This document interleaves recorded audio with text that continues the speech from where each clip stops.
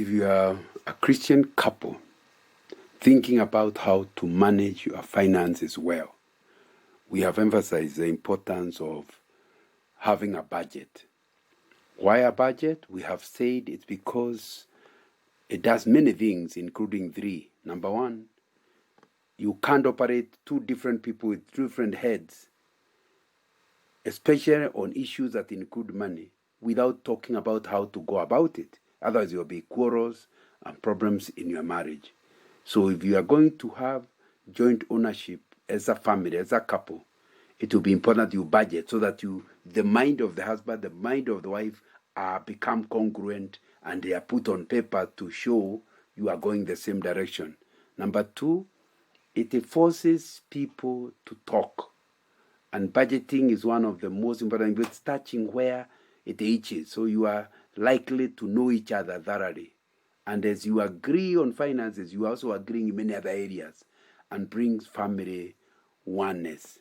But thirdly and most importantly, it forces you as a couple to even use money where your mind will not think of immediately. And yet, according to the scriptures, it's important to use money for. Because money is supposed to support our calling. God gives us resources so that they can help us meet the calling He has placed on our lives. And so it becomes very, very important as a couple to understand that the budget will force you to do things that you could very easily forget.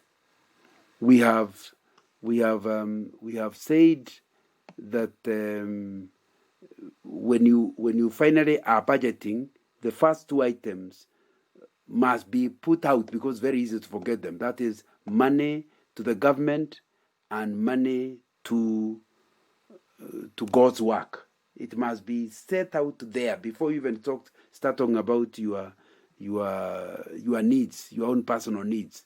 It will be important that you do that. So the first two items in your budget must be what you give to God's work and what you give to government. They must be given up front. Then, it's only then you start thinking about yourself as a couple and your children. What kind of needs do you have? And how much of your total income should go towards meeting them, your own needs. And after that, we actually have emphasized the importance of thinking about the extended family. Beyond your unit,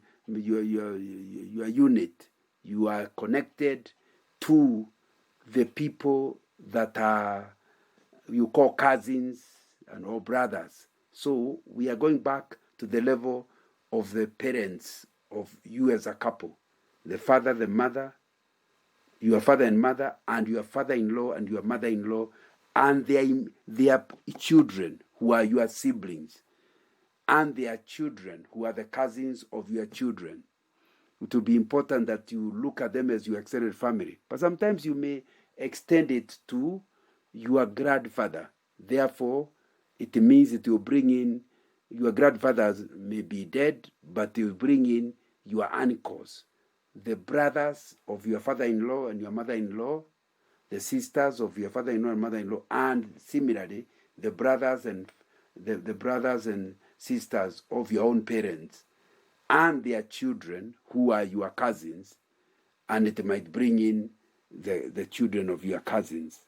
You can see when we call it extended family, these are people who all are connected to just two generations aside. If you are to now relate with your cousins, you are only going to your grandfather. There is a level as a couple. And it's important to think about them. And he said, thinking about them will also mean you may need to get involved financially. Get involved in attending meetings, get involved in financing the cost of running those meetings, get involved in meeting showing love, and getting involved when people are in problems, like one of them is sick or one of them, the child will be thrown out of school, whatever. We said it's important, but we did mention that some of them could easily exploit you, so you need to agree on a budget. How much can we afford to this extended family? Beyond that, you just have to be honest and say, sorry, we don't have any more. But it will be important that is done. And then I now want to emphasize the importance of giving to the poor, to the needy. It is a very, very important subject we need to deal with, because if you don't, then you are likely to be disobedient to God's word that certainly encourages us to give and to help the poor and to help those who have various needs that need to be sorted out. It's actually a command to help one another and help the poor. So you can't say you are listening to God and the poverty around you it does not touch you. Here we are not talking about your extended family. You are not helping them because they are related to you. You are helping them because they are your neighbors. When Jesus was asked, who is your neighbor? It's anybody whom God brings your way.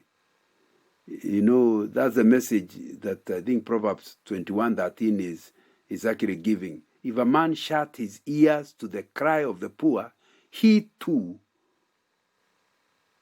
will cry out and not be answered. That's what God is saying. So it means that God, according to Proverbs 21:13, it means that God expects you to use part of your money to answer to the cry of the poor. And you can give to the poor in several ways. You can budget to help organizations that are helping the poor. World Vision, Compassion International. And these days there are many orphanages, and there are also many, not just orphanages, there are also many support groups that are supporting the people in terms of education and other things. You need to ask yourself whether you are playing any role in that area as a couple, and in your budget, because your budget shows the things that you value. Is it really being seen? And that's a very important subject to think seriously about, and to think what we need to sort out in that matter, either by increasing your giving or starting your giving, because that will be important. God will keep increasing your resources so that you can do what He wants you to do.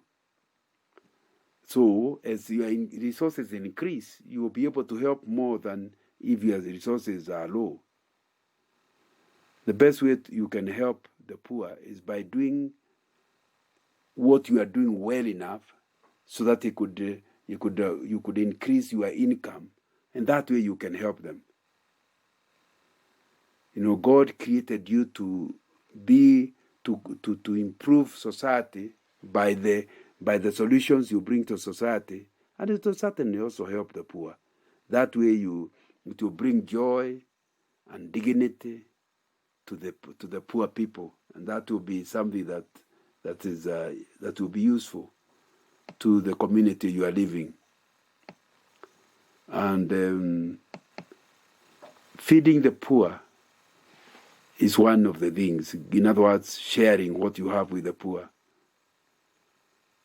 And it doesn't mean when you give to the poor you are a Christian. There are many, many people who have nothing to do with Jesus Christ, and they actually give. But it also means that if you're a Christian, you'll be among the people giving to the poor.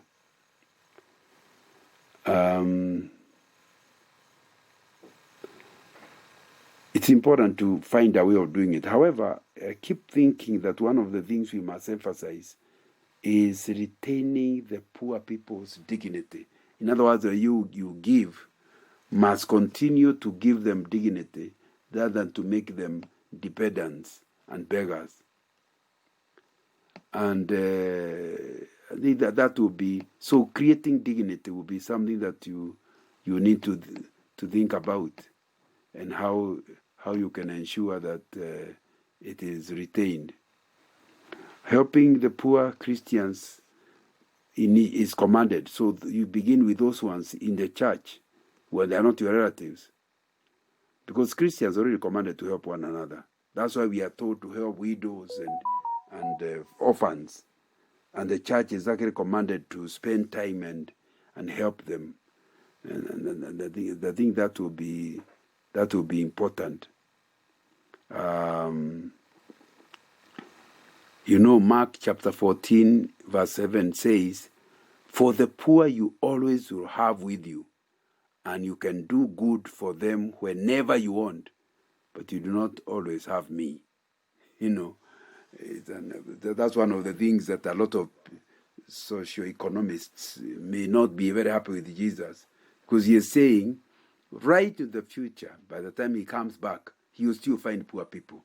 That's not my subject today. My subject is budgeting and why you should include the poor. But Jesus is saying you always have the poor. You always have the poor. And it will be possible to help them anytime and all the time.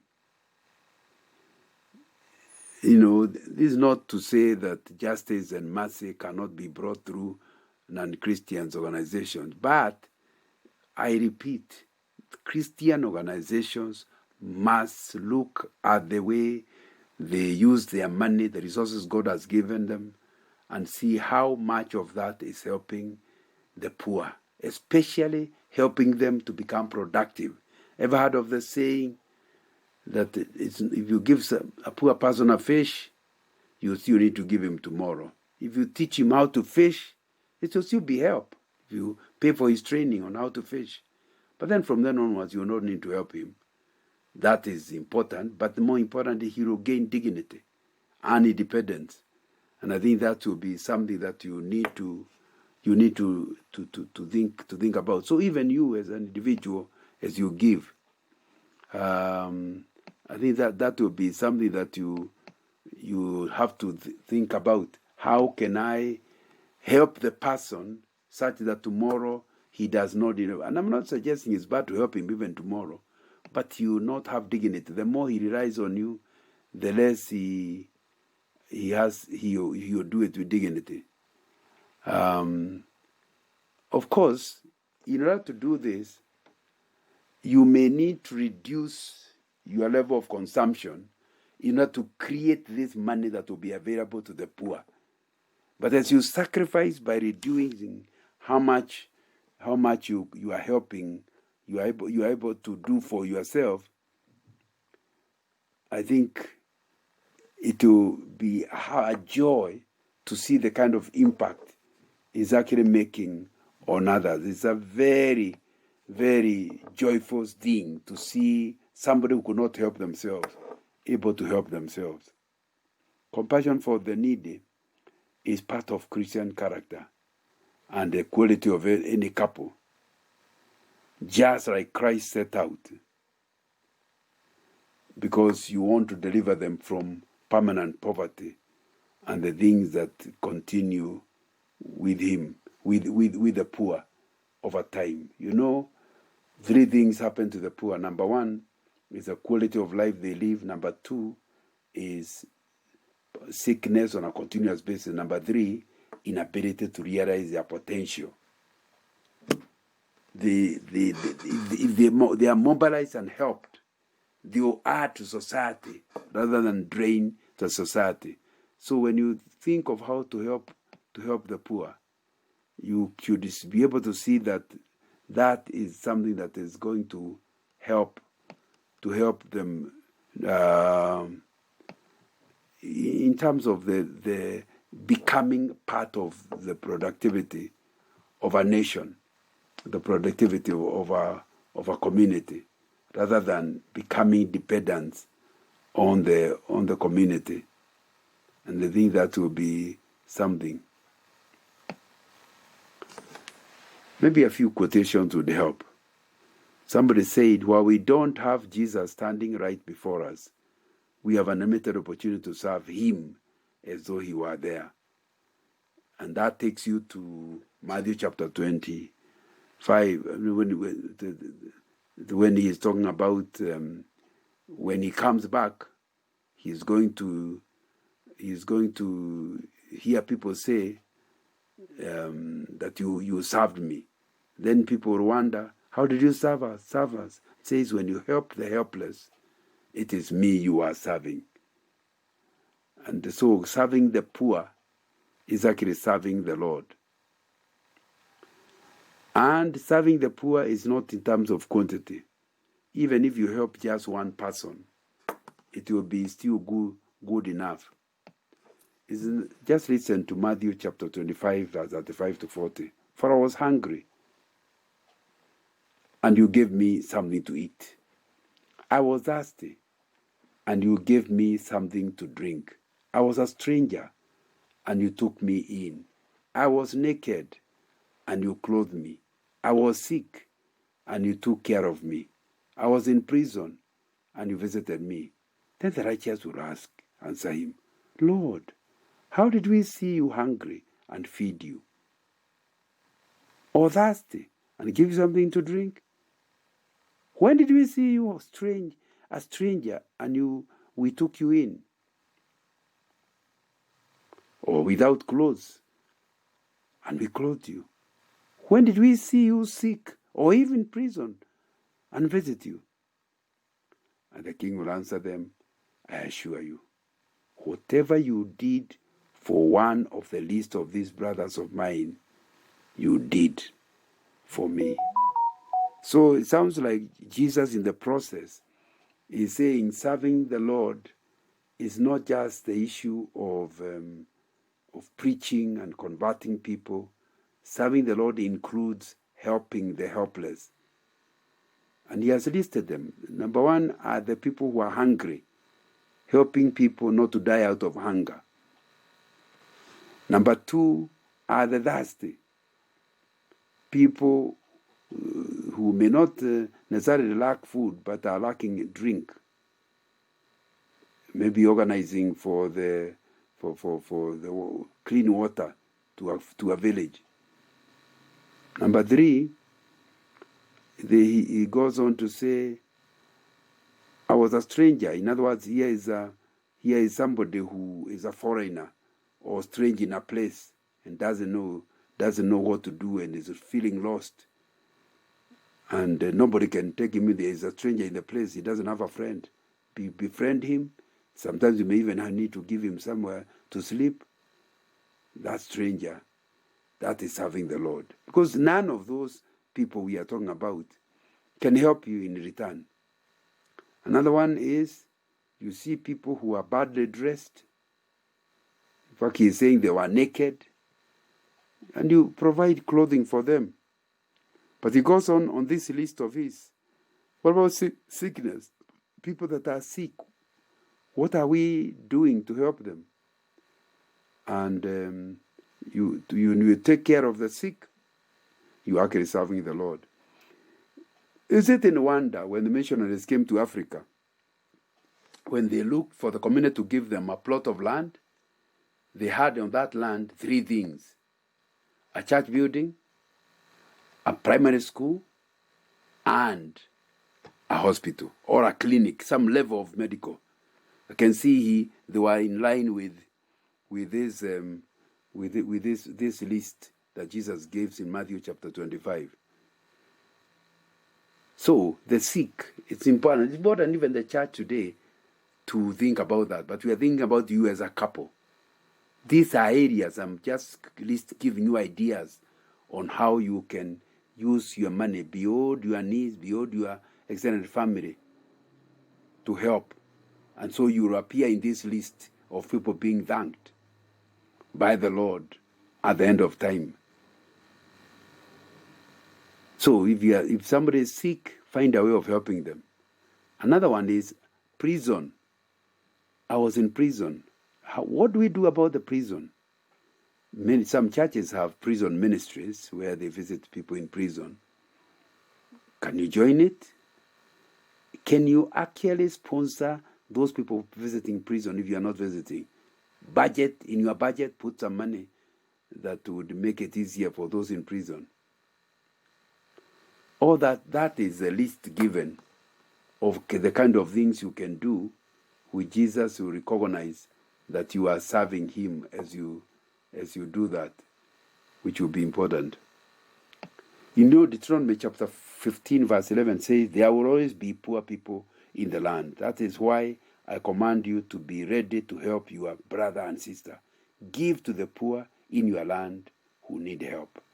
In fact, they were told when they are harvesting, part of them, they should leave something, and they should make it open for the poor people to benefit after the harvest, so that they get something out of it. Then Deuteronomy 15:7 and 8 says, when you are living in the land the Lord your God is giving you, there might be some poor people living among you.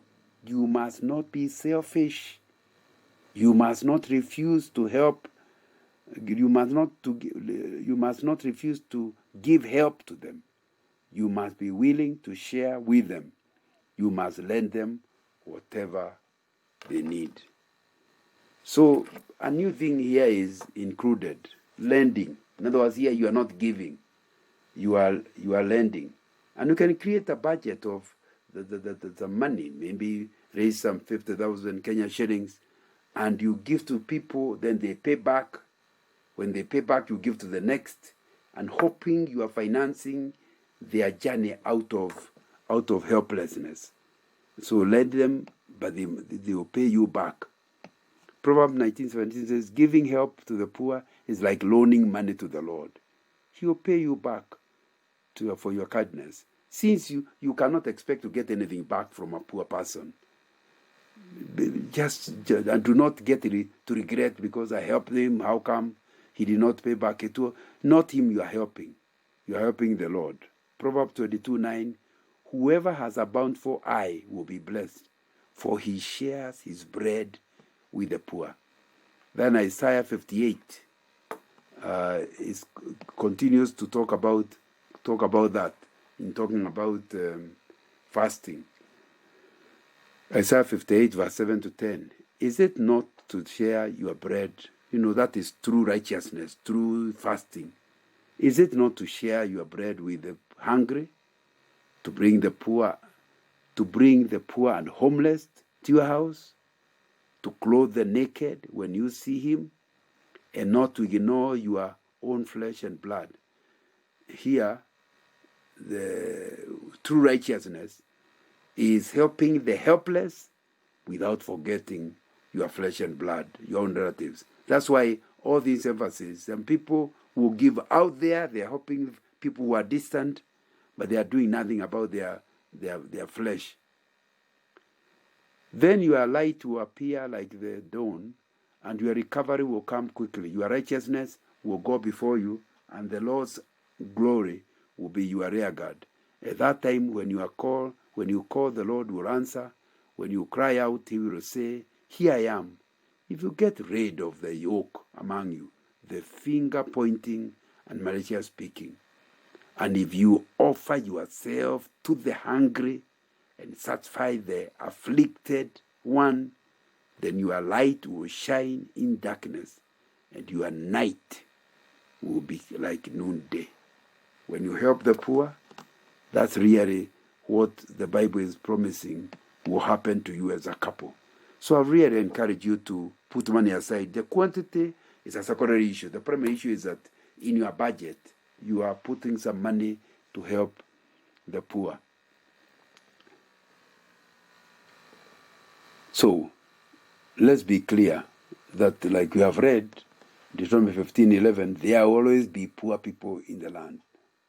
Therefore, I command you to be open-handed toward your brothers and toward the poor and needy in your land. In other words, it's not a request, it is a command. Given in the Old Testament, but seen in the New Testament too. So my suggestion is, understand clearly that God expects you to play a role in helping the people. So what have we seen so far? The first thing is, have the concept that budgeting is a good thing, and budgeting will force you. Now, if you can see on the item called helping the poor, it's a zero every month as you are budgeting, or every year as you are budgeting. The fact, retaining there with a zero figure, so it keeps you reminding you that you are expected to put some money there.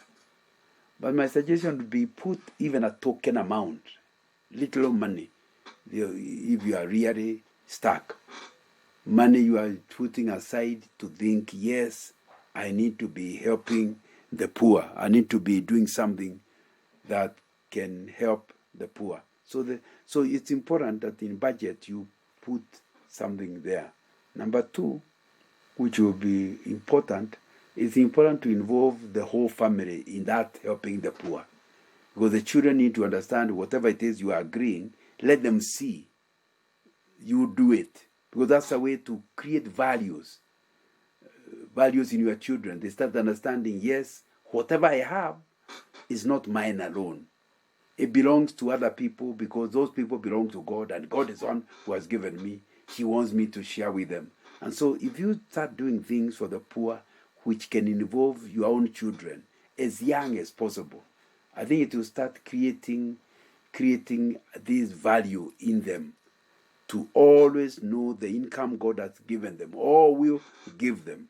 Part of it must go towards helping people that can never pay you back, whom you cannot ever benefit from at a later stage. And so that's one of the things I would really recommend. Pick out something that will be. Number three, and importantly, we have said, look for a ways of helping people so that you are not giving fish, you are teaching somebody how to fish. And that's why if you help somebody through school, and they get to finish school and get jobs, that's really teaching somebody how to fish. And it is, like I've emphasized, it's a thing that gives dignity. So we have said it is important in your budgeting to see, is there something you can do that will help somebody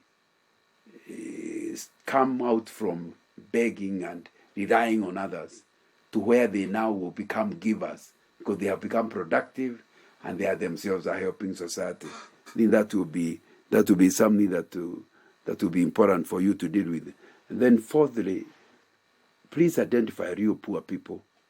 A lot of times you help poor people, but there are poor people who are even poorer.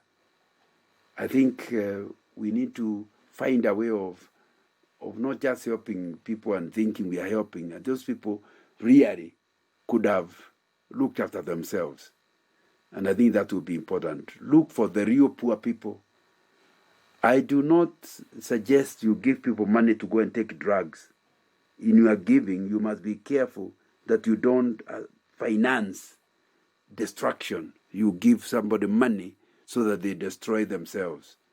So I think it will be important that you are giving helps people morally, not just economically. You know, even if this poor guy gets to have some economic independence, you still got well. And that is eternal. Here, it's temporary, short time. Heaven is eternal. So you need to find a way of your giving to be value-based so that whoever you are helping them to not only become economically independent, but to also be people that will honor God. Of course, we are not talking about rice Christians, people who are being given help so that they get saved. That kind of salvation is not salvation. You give somebody whether they get saved or don't get saved. But in addition to giving, find a way of sharing the gospel so that they know this life, this will help you here.